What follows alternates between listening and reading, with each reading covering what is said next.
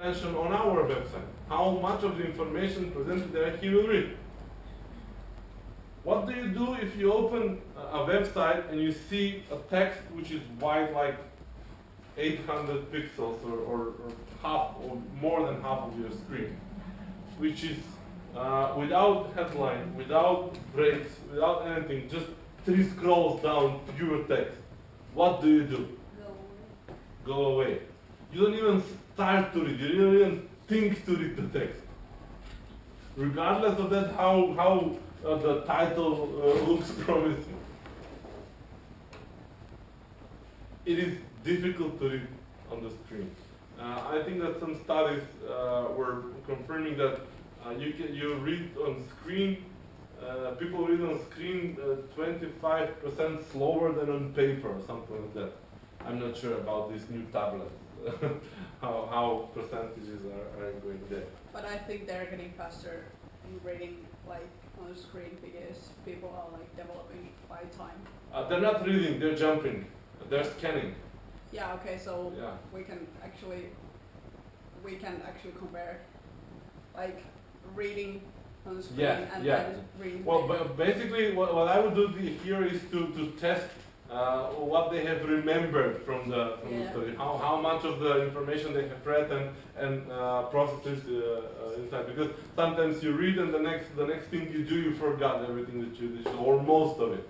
So maybe there is a difference. But have people started scanning also when reading papers? Of course, Yeah. of course. You have to, because you cannot read every book you are supposed to read in university. So. But like I mean, by time using screens and so on. nowadays, every book in his in its introduction says you're not supposed to read the book from the beginning to the end. You can jump and read whatever, blah blah blah, and stuff like that. So I mean, people are aware that we behave differently and are adapting their text to the way how people consume content nowadays. So you should do too. Okay, couple of advices about text. Of course, use simple and short sentences, because if you have one paragraph with one sentence, then it's difficult to maintain the level of attention and the punctuation. Yes. At the right dynamic, so to be able to transfer what you want to say to the reader. So use simple and short sentences. If you see too many commas in your sentence, then it's time to redo your sentence, to change the commas with full stops and make instead of 1, 3 or 4 different sentences. You should use paragraphs. You should use them liberally, because one paragraph should have like 3 to 5 sentences most, and they should form one idea, one information, one piece of information, one detail of the story that you want to share. Because you want to be able, your reader, to jump between paragraphs and to have clue what's happening inside that paragraph, more or less. You have to use subheads, and whatever stands for headlines stands for subheads too, because you need to do, sometimes you can't make really short story. You have to have a longer story, but divide the story. Think of that. Maybe some part of the story is going to be interesting for some readers, but another is going to be interesting for other part of your audience. So be sure that those will be able to find their part in the text. So again, descriptive and briefly to say, full with keywords, briefly to say what's going next, what's coming next in the next couple of paragraphs. Bold text distracts the reader. Use it carefully.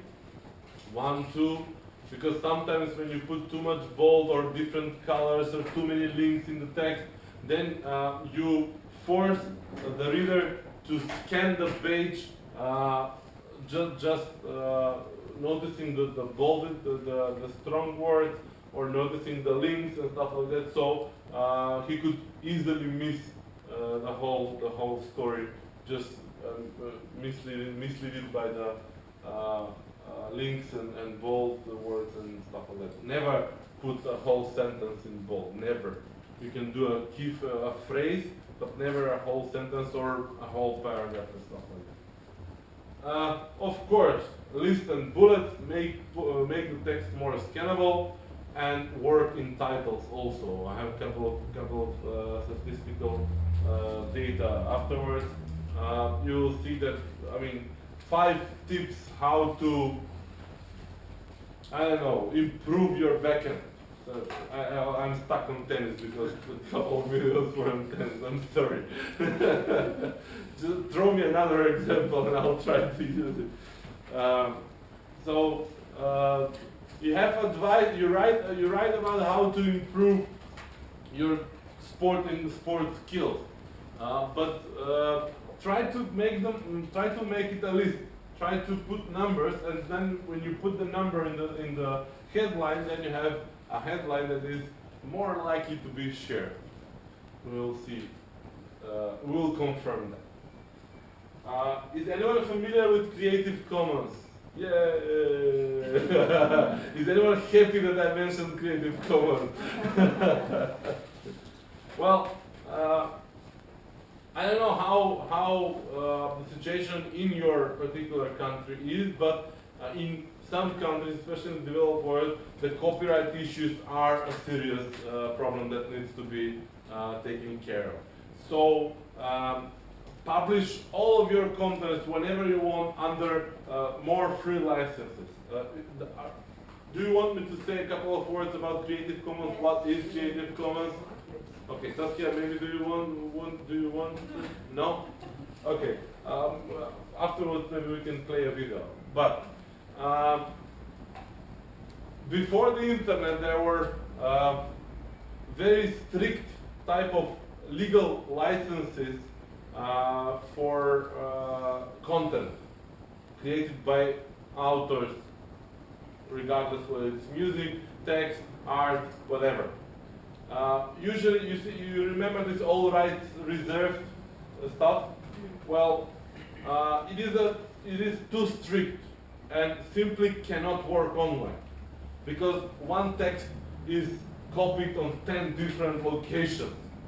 I mean, if no one can copy, then how come this text is copied on 10 different services and servers by default? It doesn't work like that.